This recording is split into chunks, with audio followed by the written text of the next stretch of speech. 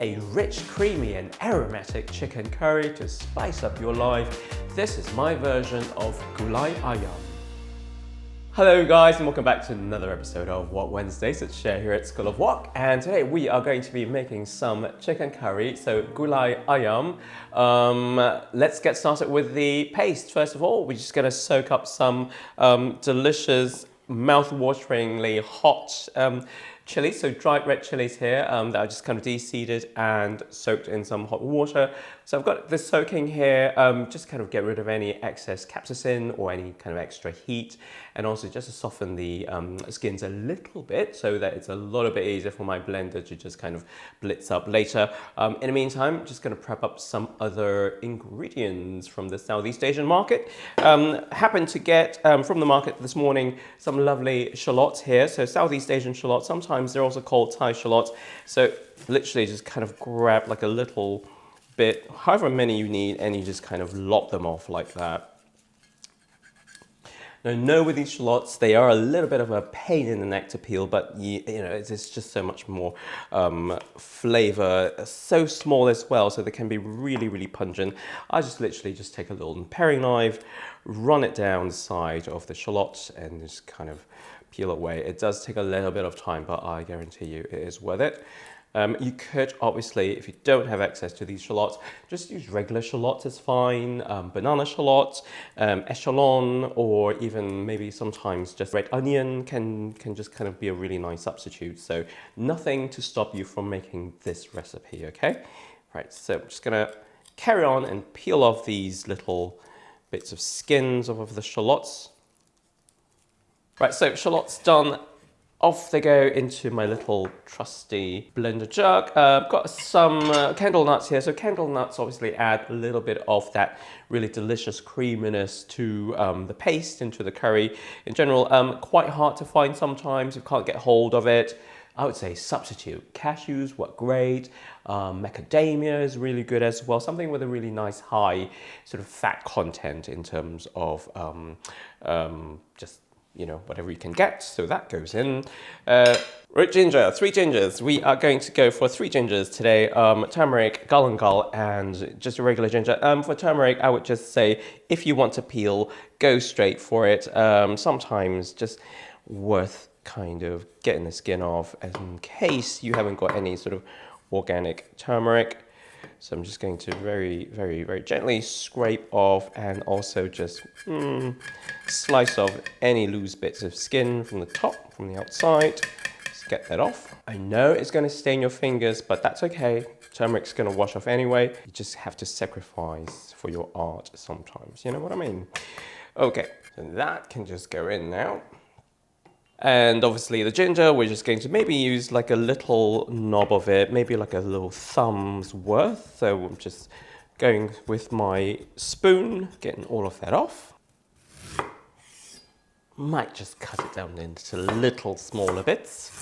Just make it easier for my blender to take it all. So that goes in. And for galangal, sometimes also worth just peeling the skin or just kind of shaving off the skin. These have actually been really washed, really, really well washed. We just want to kind of, shave off a little bit of that skin. I just love the smell of that. It's just so gorgeous, really kind of peppery, really kind of pine foresty, really, really very, very interesting flavor there. I'm just going to maybe slice this up as well.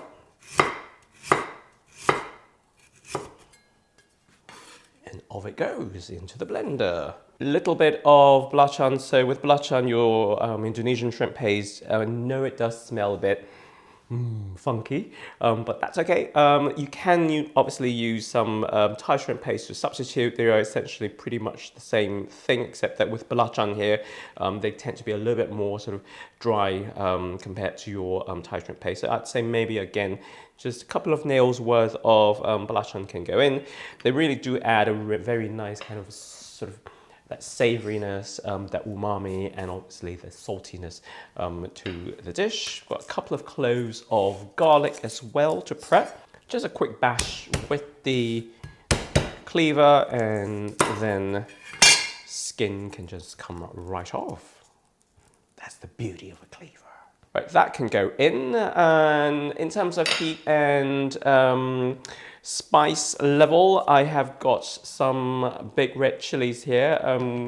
You can obviously choose to use a combination if you wanted to. Add some more spice or some heat. Some little Thai birdseye chilies will do the trick as well. Be adventurous. Life is an adventure. So with these, we're just going to cut them down into smaller chunks. Obviously, you can leave the seeds out of the mixture if you wanted to. That will obviously then take away, or that will just leave out also the spice. But today, I just kind of am going to go in with everything that I've got here.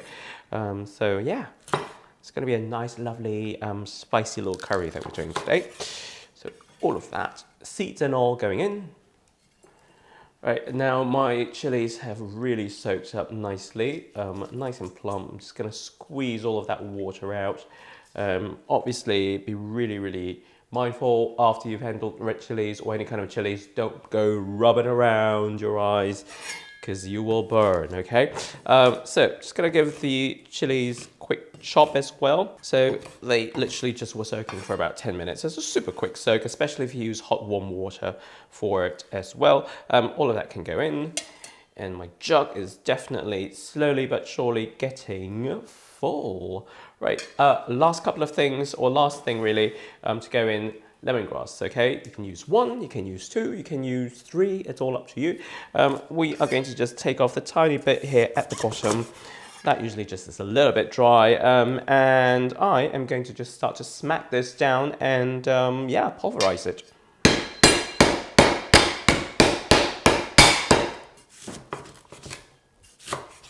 Food is just therapeutic, cooking is therapeutic.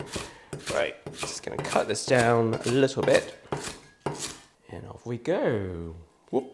Okay, so nice full jug here, obviously.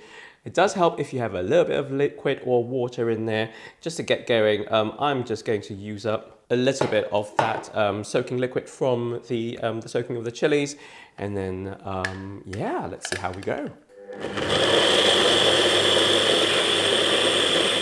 Hey, voila, the power of technology. I remember when I was a kid and my nenek would just, my nan would be like pounding this down. It just would take forever, and now you got paste in like 2 seconds. So good. Okay, let's get cooking. Oil into a hot pan, obviously big enough to hold whatever amount of chicken you've got. We're just gonna fry off the paste first. So in there goes. Ooh, nice hot sizzle. It's starting to smell really good already. Oh, that shrimp paste is shrimpy. Can you see? Can you see anything at all? And once you've got the paste going, all you need to do, maybe just get some curry powder in there if you like. Using a couple of different curry powders here. I've got some secret chicken masala powder, okay? Just gonna get some more heat in there.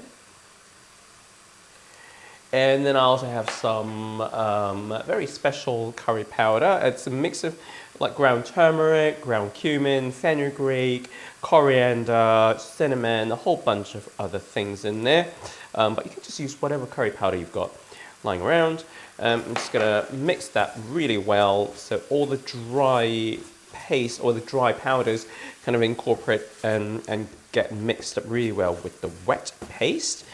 So important that you actually fry off the paste for a couple of minutes and fry it off really well, okay? You don't want to have the kind of the raw taste of spices and things like that in your curry. And then after a couple of minutes, we can go in with the chicken. And then all you got to do is just kind of give it a really good mix. And next up, we've got some coconut milk to just go in. I'd say about maybe 500 mils or so of coconut milk. This is fresh out of a packet. Obviously, a little bit harder to find fresh coconut milk where we are. And then just to top it off, we've got some some chicken stock as well. You could just use water, plain water, or even vegetable stock works well. Just enough to cover the mixture. And then finally, the last thing to get in there, we have got some lime leaves. So some fresh lime leaves, which was actually a really nice treat because they just happen to have them at the market here. So I got them some this morning. So maybe a couple of leaves here. And all you've got to do, just kind of fold the leaves in half. And we're just going to peel off the central rib of that, and then that can just go in, just like that. I'm just going to do a quick mix. All that is just looking really good now. It's just kind of starting to simmer away now. And then I'm just going to add a little bit of seasoning in there. Obviously, there is some shrimp paste in there, but I do want to get a little bit of sweetness in. This here, it's Gula melaka, sometimes also called Gula Java. It's literally just Indonesian style or Malaysian style palm sugar, really rich and caramelized. So I'm just going to pop some in there. You can obviously then substitute with some light brown sugar or some demerara sugar, and entirely up to you. But we just want to get a little bit of sweetness in there to begin with, and then we're just going to let this simmer away and cook until the chicken is completely done, and then we'll see what happens. Right, so chicken's been simmering away. It's looking really nice, smelling really, really nice in the kitchen as well. I'm just going to do a really quick test, or quick taste rather. Always just taste your food as you go, certainly just before serving anyway. All good in terms of sweetness. It's all really nicely balanced. Saltiness from the belacan, the shrimp paste coming through. I think it does need a little bit of acidity.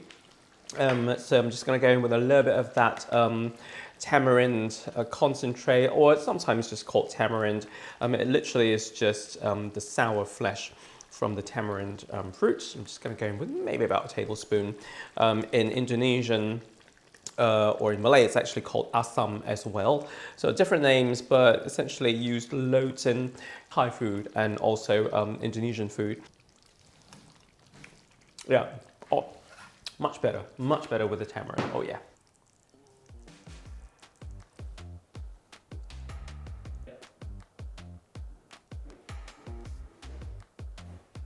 And then just a little garnish of some very thinly sliced lime leaves, just over the top there. Right, time for a quick taste test. I'm just gonna go get a little bit of that chicken breast off the bone. I did, by the way, I did use the chicken breast, but it was bone on, so there's a little bit more flavor coming from the bone. Obviously, that's going to go into the curry itself. And also, just having it on the bone means that the chicken breast meat actually doesn't fall apart. So there you go. Bit of tip there for you. So off we go.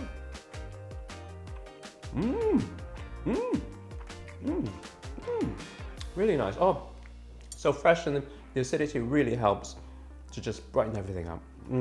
Thank you so much for watching. Let us know what your favorite curry is in the comment below, and until next time, take good care and happy walking.